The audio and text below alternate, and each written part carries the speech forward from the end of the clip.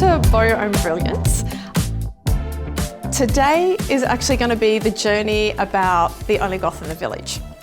So this is going to be a bit of a storytelling piece around my journey of obviously growing up in a small country town and basically arriving here today in Canada and living my new life. So it won't be a talk about the newest teachings and techniques or the latest theories, frameworks pertaining to transferable skills, but it will be how a career in fashion led to co-founding a global animal medtech company, and then later my company today, Dynamic Unicorns. It's also the challenges I overcame as a woman in a very male-dominant industry with no qualifications and no support except my husband. And then what I did to change the narrative. So my goal for you ladies at the end of this is to hopefully have a new understanding on what makes you unique and why this matters regardless of where you are in your career. Also to encourage you to look at your skills with a new perspective and the courage to act and pursue your passion regardless of the status quo obstacles. And so I'm a very big anti-status quo if you haven't already kind of gathered. Okay, so who I am, obviously I'm Gab.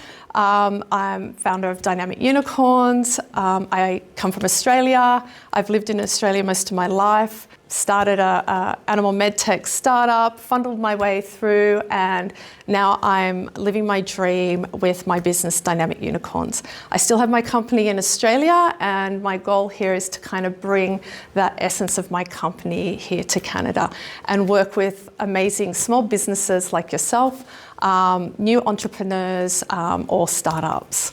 So let's begin with something fun. So get your phones out. And let's have a look at what your brilliance is. So just scan the QR code. It's a little bit of an interactive, I guess, quiz.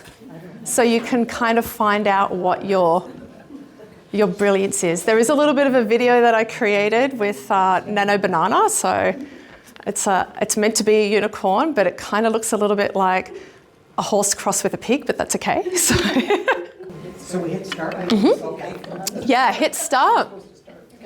Take the quiz, yeah. There's only, I think, 8 questions, 8 real simple questions. Does the winner get a cookie? Do we have cookies? Yeah, but everyone gets chips, yeah. So while you're discovering your brilliance, a couple of questions to think about and discuss if you feel comfortable. So, what part of your experience are you still downplaying and why? What's the biggest mismatch between what you can do and what you're known for? And what's the one thing you'd do next week if you trusted your superpower?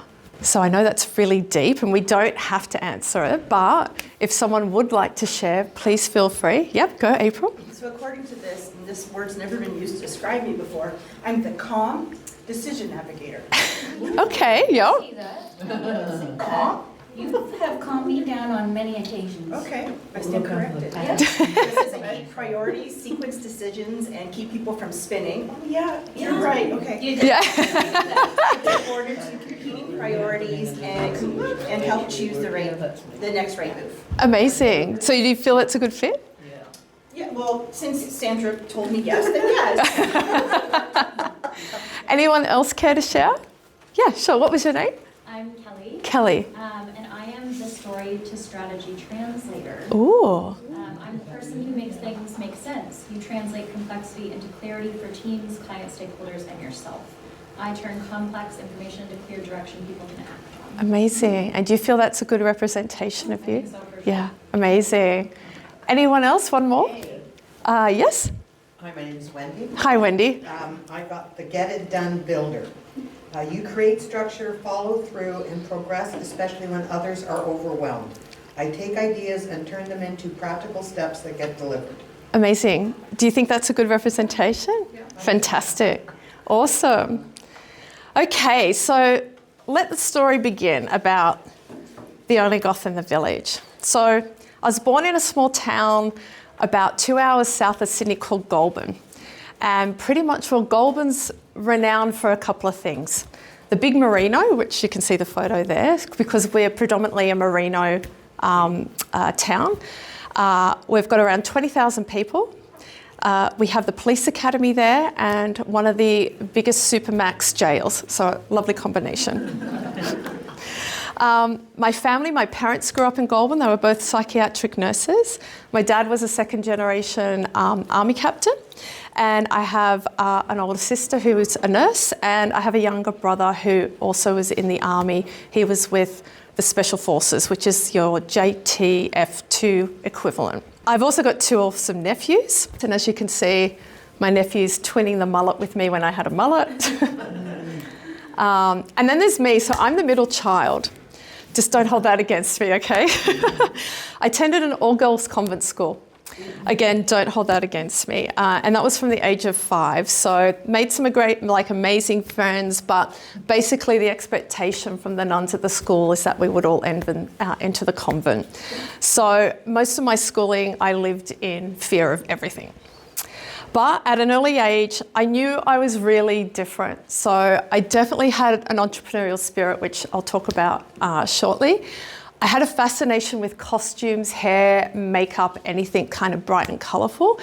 In particular, obviously, Gothic music. And I had a fascination with taking that into my school. So when I was really young, we had what's called Mufti Days, and Mufti Days is when you've got a pupil day where you can come dressed as what you want to be when you grow up.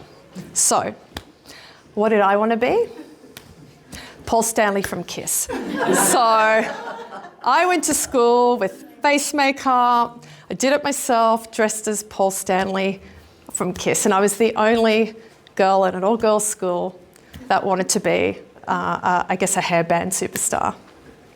So, a little bit about the aspiring entrepreneur. So, when I was 5, 6 years old, I was in kindergarten. I used to go around at school and I used to say we're having a raffle. My mum's got a raffle, and the reason why I did this is my family weren't wealthy and I wanted lunch money. So what I would do, and probably not illegal now, I would go around and create these raffles. And so I would say, back then that was 1 or 2 cents, this is in the 70s, oh, it's 2 cents for 2 tickets, or 5 cents for 5 tickets. And so people would give me tickets and I'd write it down in a little book. So then I'd have money to go and buy things for myself. And then whenever they asked me, oh, did we win the raffle? I'd always say, oh no, it was a friend of my mum's. So it'd get me out of trouble of having to, not condoning it, but again, entrepreneurial spirit. So just to recap, I was a middle child. I knew I was different. I was definitely the black sheep of my family and my school. I had a fascination with costumes, makeup, and music. I was a budding entrepreneur from the age of 5, and obviously I embraced my calling to become the only goth in the village. And I literally was the only goth in the village. So moving along my fashion career, so I actually left school and I studied fashion design. And I studied it at one of the prestigious schools in Sydney today, which is no longer available. I started my career earning $18,000 a year. The industry was super toxic. It was a pressure to be thin. It was around that era of Kate Moss and the waif kind of era. And I was constantly worried about losing my job. But over the next 25 years, I kind of worked for some of the most prestigious brands in Australia. So you may or may not have heard of Age, Camilla. I've worked for Bidey, which is a swimwear label, Sass & Bide. And I changed my roles in the industry. So I became really efficient in design, manufacturing, production, warehousing, fabrication, CAD design, scheduling. At the time, I did it because I just wanted to increase my salary, basically, not because I wanted to keep changing jobs. But I didn't really know at the time that it would be my greatest asset. But during that time, I also had a few side hustles. So I had a bridal business, I had a franchise, I had all sorts of little businesses. Not necessarily because I wanted to be an entrepreneur, But I just wanted to feel the buzz and be in control of part of my destiny, even though I didn't really know what that was going to be. So they all failed, but I did learn quite a lot from them, which is probably the most important thing. But then I landed this role at a company called Key Crew Express, or KCX. And looking back, this was probably where my business training started. So now I was responsible for staff, designing, pattern making, scheduling, fabrication design, budgets, you name it, I was doing it. I was working 80 hours a week. I did it for over almost 5 years until the owner just didn't have a succession plan. He was in his 60s at the time and ended up closing the business. So I did have a really good teacher. But one thing that really stuck out for me is something my GM said to me. And he said, "You are like a chameleon with a unique set of skills." And he said, where we'd have to create a job for you. And at the time, I actually thought, geez, man, like, wow, now I can't work in an industry, I can't do anything. I actually looked at it as a negative. And I guess I don't know why, it just kind of hit me in a different way, whereas, you know, probably today I'd be like, yep, you betcha, I do have a unique set of skills. And so I guess the statement triggered something in me that there was just no job or there was no career for what my skill set is. So before we go on, I want to talk about transferable skills. And there's a lot of institutions out there, government universities, that have a lot of fantastic frameworks around transferable skills to help you identify them. And they're all relevant and proven. But the one thing I want to talk to you ladies about is, have you thought about your other transferable skills? Have you thought about how they can create a new industry or a new employment opportunity or even a new business for yourself? So, 2011, my now husband, he had a crazy idea. He was in Australia in grad school, and he had this crazy idea of, what if we could monitor animals' vital signs 24/7 without sedation? And so the concept was wireless monitoring. It was foreign. There was no industry that existed at the time, and the technology and Wi-Fi capabilities did not exist. But Alphabet Tech was born. Now, I was originally not a co-founder of this business. He had a co-founder. They were developing the prototype in India. He needed support because there was a lot of, I guess, conflict between him and the other founder. They couldn't agree on things. You know, one wanted, you know, different business decision, working arrangements, different commitment levels. And so the relationship ended up growing strained, and eventually, very messily, they parted ways. And so I agreed to become a new co-founder. So let's think about this, guys. I have a degree in fashion. I had no clue about technology, like other than Facebook, and even then it was kind of a bit foreign to me. I had no clue about the veterinarian industry or the environment, and I had no clue about the tech startup space. And interestingly enough, neither did Australia at that time. So this is what I believed my skills were. I knew I was good at problem solving. I knew I was good at time management. I knew I was good with attention to detail. I was creative, and I had pretty good communication. So, you know, what else could I need to be a part of a tech startup? My biggest problem. So I had no degrees in an academic field. This was a massive problem for me. So there was a lot of, well, what would I know? What, you know, people would be like, what would you know? I didn't know startup lingo. Like I didn't know what GTM meant. I didn't know like acquisition or customer acquisition. I knew nothing about this. And I remember sitting in meetings going, would you mind if I take notes? And I'd literally take notes on the words I had no clue, so I could look them up afterwards to go, okay, now I know what that means. Okay, I can work with it. I didn't understand the technology that we were creating. And I felt intimidated because I kind of held these organisations like venture capitalists and, you know, accountants and all these people with degrees on a pedestal. thinking they were all better than me. And I didn't know how I could add value with my limited skill set. So I just didn't believe I could do it at the time, even though I kept fumbling my way through it. So I had to learn the ropes, the terminology. I had to learn the research, potential synergies, organisations that needed our tech, the science, tech words, everything about our technology. And this was so foreign to me, so foreign that I think every moment of the day I was having imposter syndrome going, I have no idea what I'm doing. How am I going to get through it? But when it came to my experience and credentials, I learned really quickly not to tell people I was from the fashion industry, because they literally would roll their eyes because they all thought it was a flaky job. So I had to kind of position myself, I'm from the design industry. I'm from, because that's so ambiguous. I had to make up terminologies or make up ways that I could say my role without it saying my role.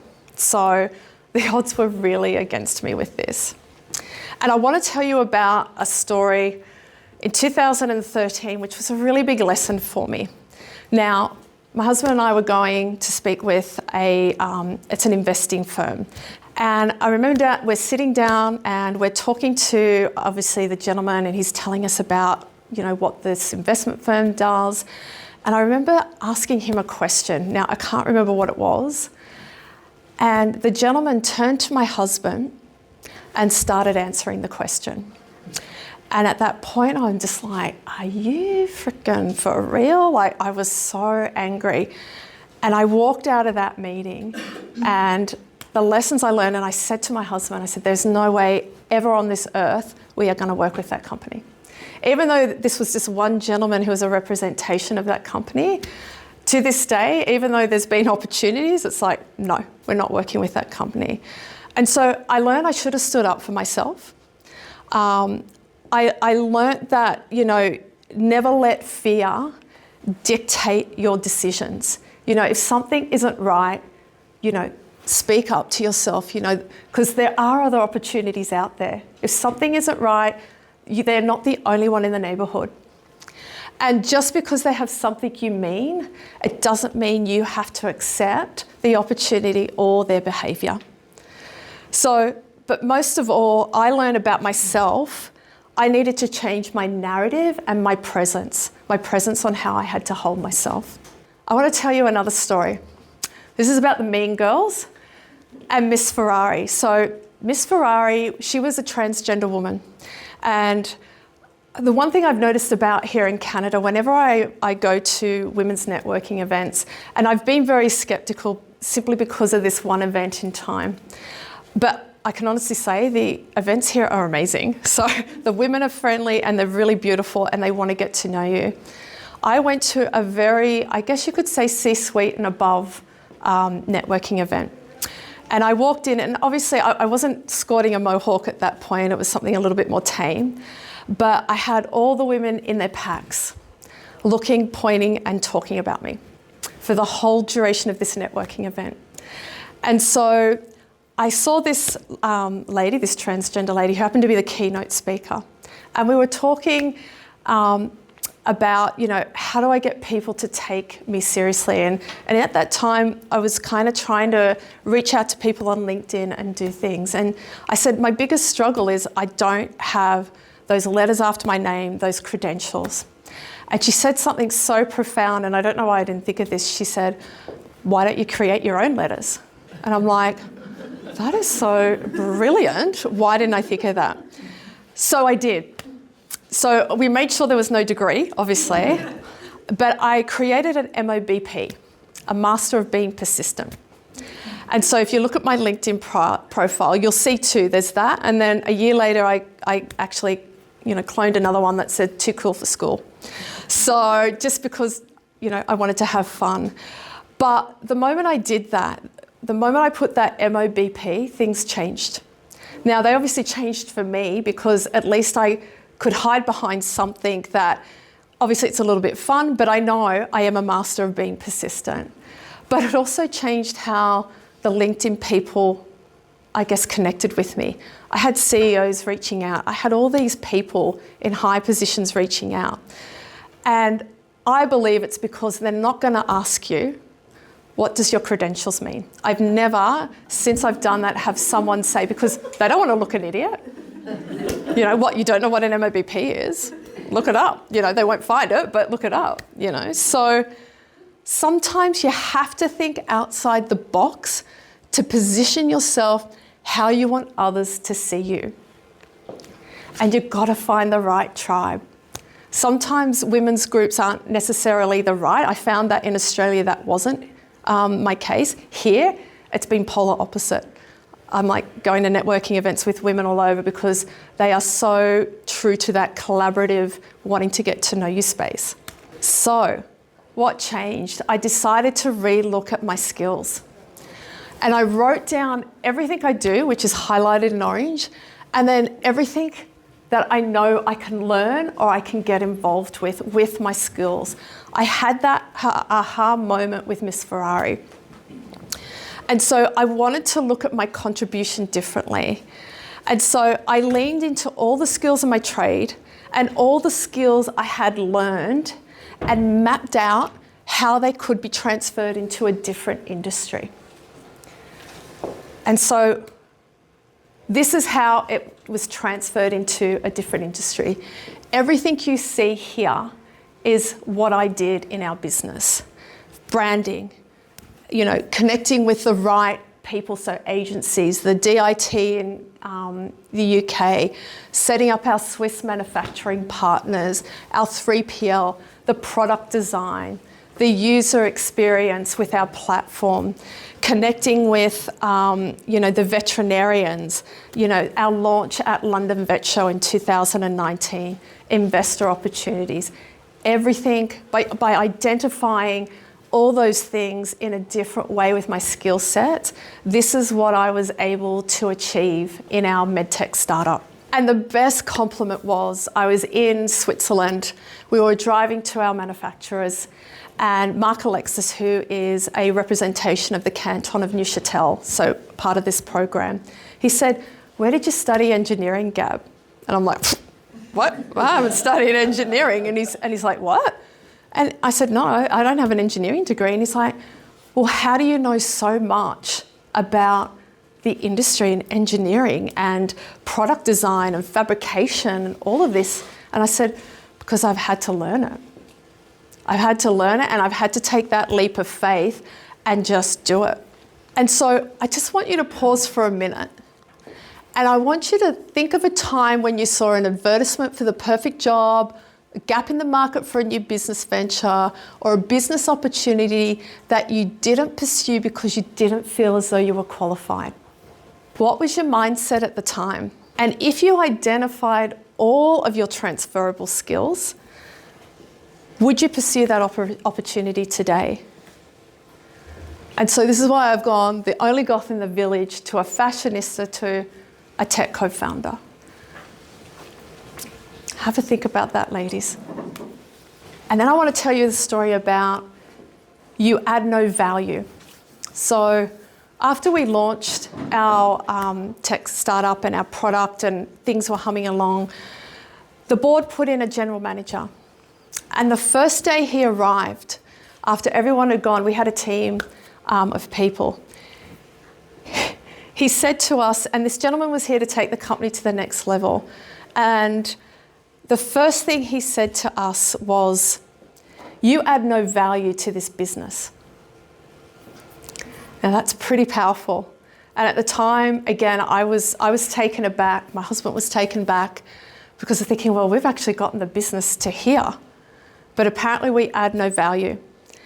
And I guess, the lesson I learnt from that is the importance of confidence in this, and, how no one talks about bullying, potential bullying at a board or a director level. You always hear about it at an employee level, but very rarely do you hear about it at that level. And so those 4 words were really important because the statement took me back to 2013, where I didn't believe my capabilities because I had no formal qualifications. And all the work that, we had done to launch our startup, they said we add no value. And so it took me a minute to move past that. But then came COVID. And even though COVID was a horrible and tragic experience globally, the landscape of business changed for the better. And so it not only accelerated all these things like digital transformation, shift to employee-centric culture, innovation, increased sustainability, but it revolutionized work flexibility, that shift towards skills, that skill-based hiring, not academia. And so Dynamic Unicorns was born. So today, my skills have helped me exit our startup. It launched Dynamic Unicorns. It pursued my passion for helping small businesses and startups. I built a boutique advisory in Australia, and now I'm doing this in Canada. I supported over 170 startups, small businesses since 2024. I presented to over 20 workshops on business and AI. I've presented 10 workshops in the last 10 months just on AI alone. I've judged regional awards in Australia, and I've also heavily involved in the Uber Booster program in Australia, which is a program for Uber drivers who their side hustle is to build a business, and so we mentor them.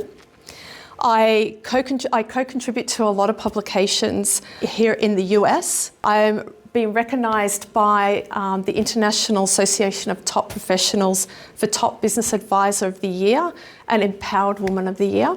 And obviously this year, 2026, a board member for the Georgina Chamber. Thank you. That's the most impressive. Oh, thank you. It is.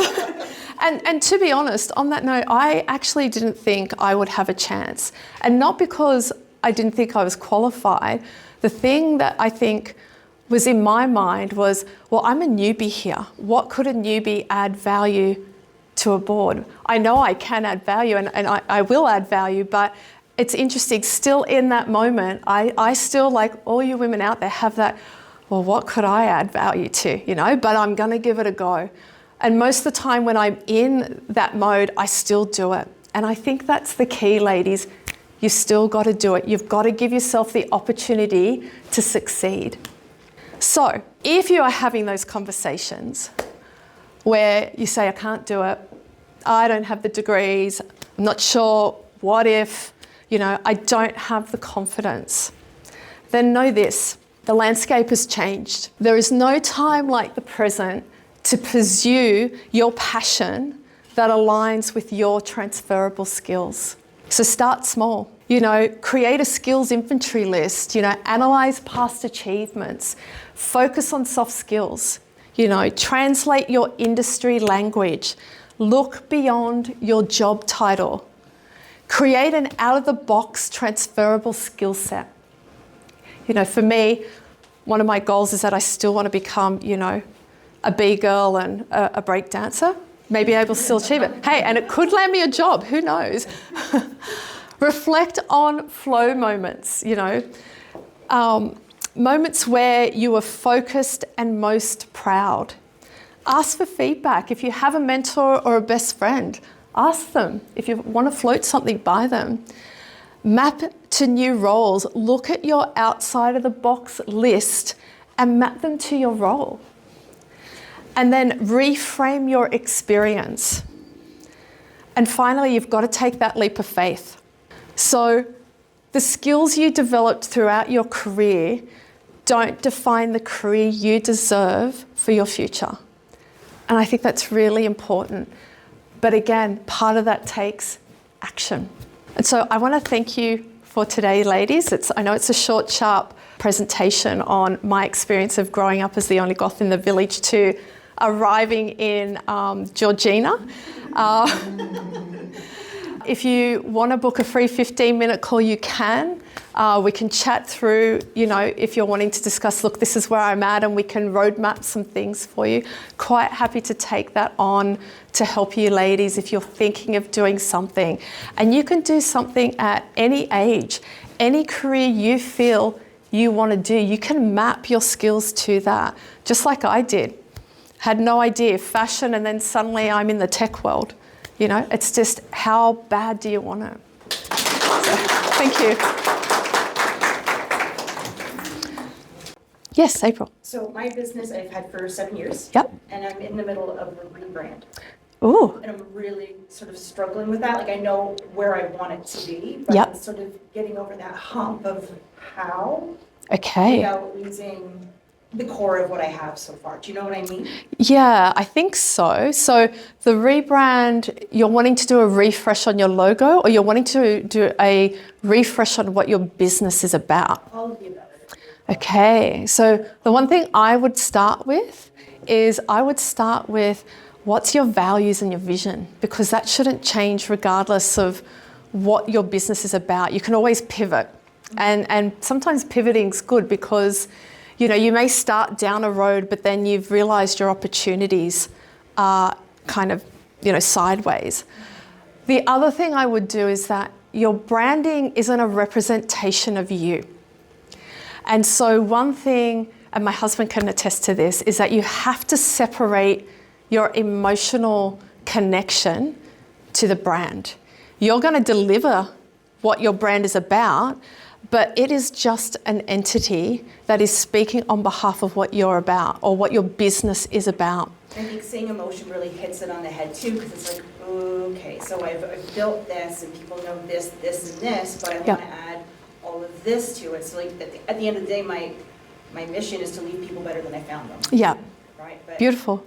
Thank you. But how do I get it to where I want it to be without it seeming too commercial? Do you know? Yeah. So right now it's a small town, small business, and I'm in your region in Toronto area. Yep. But how do I make it nationwide without it seeming gimmicky? Yeah, it's a really good question. If we just look at my business for a minute, like as you can see, it's very chaotic, colourful, whatever, because that's who I am. And so one thing I have learnt to do is I play into that, because I guess the one thing people are going to remember me for is either a chaotic presentation or my hair. I don't know why, it's just how it is. It's like, you're the chick with the mohawk, and I don't do that intentionally because I'm living who I am. When it comes to scaling, the one thing I guess we always look at is, okay, what does scaling look like? Because scaling could be, I just want more customers. Okay, if you want to go nationwide, okay, but what does that look like? Is it more people? Is it you? If it's just you, okay, how are we going to do that? Because you can have as many products in your repertoire, it doesn't mean those products are going to make you money. So there's a whole lot of things I would probably work with you on to identify what is my business model now compared to then, and then do that slow transition. I never do a quick transition with things, because that's when things, you make mistakes and you go out and you haven't done your homework. So I would be re-looking at your business model, re-looking at your customers, re-looking at whether or not your customers now can adapt to where you're wanting to head, and you may find they may not want to. Okay, so who is that customer now? What about the example of the feedlot that you helped rebrand a 100-year-old family business? Oh, yeah. International. Yeah, so under this Business Booster program I do in Australia with Uber, one of the, they also do, it's called Inspiring Rare Birds, this organisation, and they do another program with American Express, which this gentleman came under. And he was working in a feedlot, so they produce feed for production animals. And it was over 100, or it was coming up to 100 years, and they were family owned. So this was like, I think, third or fourth generation. And the one thing that kind of came out of it was they needed to rebrand, they needed to do a lot of things. They were still doing handshake deals in Asia. And so I had to work with him, and he had to work with the board to try and get the board buy-in. And so it's looking at baby steps of how do we do that so they don't lose, I guess, the ability to make that decision, and they've got that buy-in and they're comfortable moving in that direction. It was a really good business, and they ended up launching and they ended up rebranding and doing a whole lot of things. But for yourself, April, I would be taking a step back and looking at the business from, okay, this is my business model. This is where my new business model, how does that now work and what does that look like scaling? Like, it's hard to kind of go through that because there's so many elements when you're working with business, and again, you're working at the emotional level. How do I not do that, you know? And the one thing I had to teach Jeremy, because Jeremy is very emotional with things like this, is that I would have to be the bad person. It's like, right, I'm putting my business hat on. I'd literally have to do this to make the hard decisions that had no emotion. And then once I took it off, you know, if I get emotional, fine, but I had to do that in order. And I do this today with my business. Okay, is it the right decision? I don't know. Let's look at that risk. Let's make sure we've covered all the risks. And I don't put any emotion into it. What could happen? Okay, can we lose money? Can we do this? Can we do that? And that's how I always make my decisions when it comes to my business. I'm very passionate about my branding, like the look, the feel, and all of that. But when it comes to those hard decisions, I'm very black and white. It's like, nah, hat on, this is how it's got to be. Yes? So something that I'm currently challenged with, I recently quit my corporate job in the city and moved back home and started my own marketing business. Well done. For the first time. Yeah, clips are around, ladies. Well done. I've been in the industry for over 10 years. I've obviously learned a bunch of different skills in various parts of marketing, but now owning my own business and being the one employee, I'm now also having to do sales, and I'm having to do all the other bookkeeping and all these other things that I'm learning for the first time, but again, great skills to have. My issue right now is I'm having a really hard time with the imposter syndrome of saying, this is what it costs to work with me. Because I know I have the skills, I have the accreditations, I have the education, I went to university, I did all these things, but at the same time, I'm working with small businesses in my community, and I don't want to be the most expensive or have people questioning, is that too much, or I can't work with her because it's out of scope. So I'm trying to find that sweet spot of, I know my value and what my price should be, but I also am working with other business owners. So I was wondering if you have any advice on pricing yourself. Interesting. We were actually just talking about this today. There's a couple of things I would look at. So the first thing I would look at is, how are you pricing yourself against other people in your industry doing what you're doing? That's number one. And I think that's really important, because the value of you, like if for all you ladies, if you've got a job, you know you're going to get paid X dollars per hour, whether that's $20 or $200, it's a number. But if you're looking at what you're wanting to do and what you're wanting to charge, I'd be looking at the averages of where you fit within that business, within the business ecosystem. The other thing I would be doing is I would be talking about what you do to change their lives, not why it's costing them $100 or whatever you're charging an hour. The third thing is that, and we do this, is that sometimes they're not the right customer if they're price shopping. Because people who are ready to move will spend the money. And we've seen that time and time again with the clients that we've got working for us at the moment. When I send through, the invoice, look, this is what's going to be, they don't bat an eyelid, because they know that they don't have a choice, and they don't have the brain power to do it themselves. They're already knee deep in everything. They've got employees, they're trying to sort it out. They know that they're working towards profitability, but they know that they need help doing this. And so part of what I do is that I don't talk about the financials, I talk about how I can actually help you. And as soon as they sort of say, oh, well, I don't know, I know they're not the right customer, and it's like, that's okay. Here's my details if you ever change your mind, but you have to make those decisions quickly and not hold on to trying to convince them to use your service. I guess like for us, like we have some low ticket items, okay, which, we don't rely on in business. Like our strategy sessions, I love doing strategy sessions, but I know that's not going to bring the big money for us. We have some low ticket things, and this is something for you to think about, where they can pay a fee to get some valuable information. Okay, so for example, we've created some agents. One of them does a deep dive and can do a comparison of what your business is to your competitors and where the gaps for yourself are, and then we can give recommendations. But those recommendations, we only give 1 or 2 because there's a whole lot of others we can. But if you want to know what those are, come and give us a call. And so it's kind of like those lead gens. And again, you promote those things as the low-hanging fruit ticket items, but it's working with those clients that actually need what you have, don't want an employee, they want to outsource it, they know they're going to have to pay for it. Where do you sit within that, and what makes you different? So if I said to you, what makes you different? What makes you different? If you're asking, I think it really comes down to me and my personal brand. A lot of people can do similar things to what I do, but I think my story, my personality, who I am as a person, how long I've lived in the community, like truly just who I am, and meeting somebody in person, they're like, I want to work with her because I like her. Yeah. So I really do think that makes me different, is being who I am.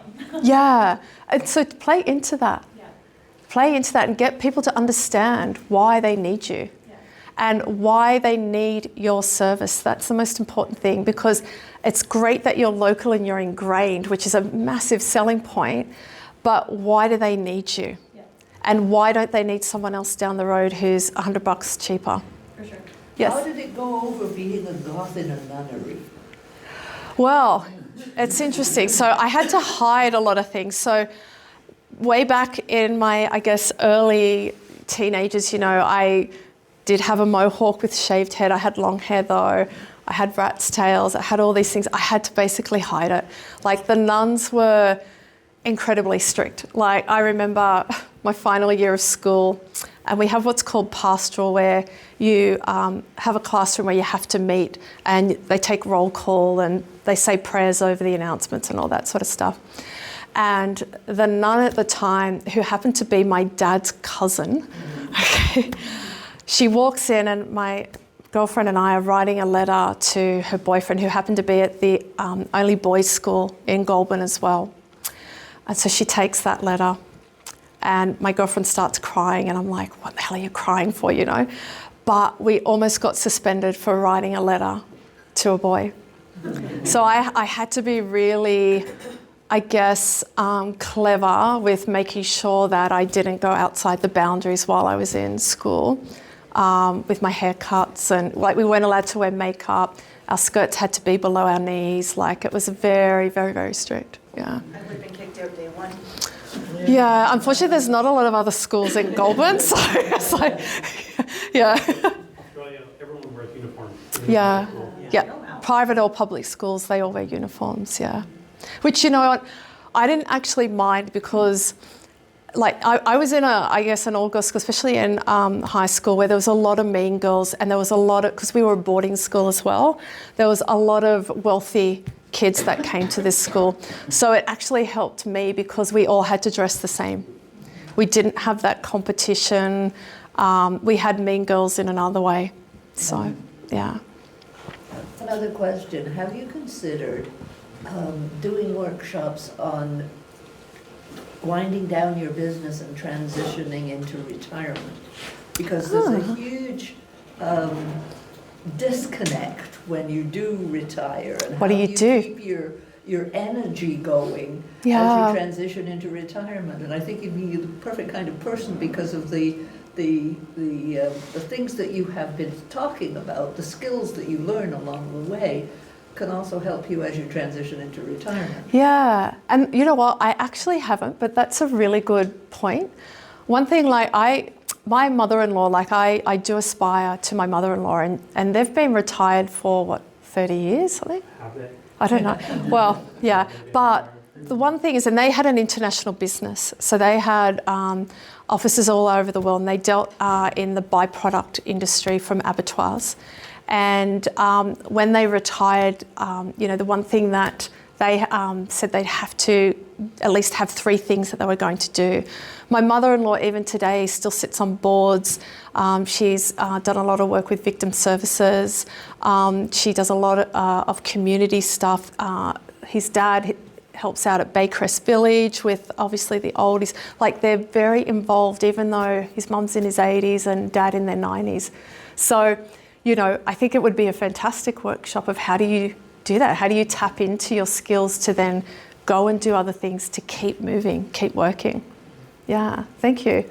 I will take that on board. So, because I mean, we do a lot of other things around transitioning into your lifestyle business. Like, if you're in your 50s like we are, and it's like, okay, how do we get out of a job and transition into something that we actually really want to do?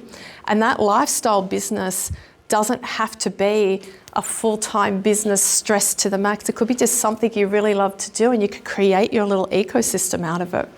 I'm going to say thank you. Yes. Because I'm conscious of time. Absolutely. Thank you. I know it was a very effective conversation, because every time you put up a screen that said, think about this, take this away, everybody's cameras were because everybody's going to reflect on those transferable skills and the ones that they don't know were transferable. Yeah. So thank you. My pleasure. Thank you, ladies.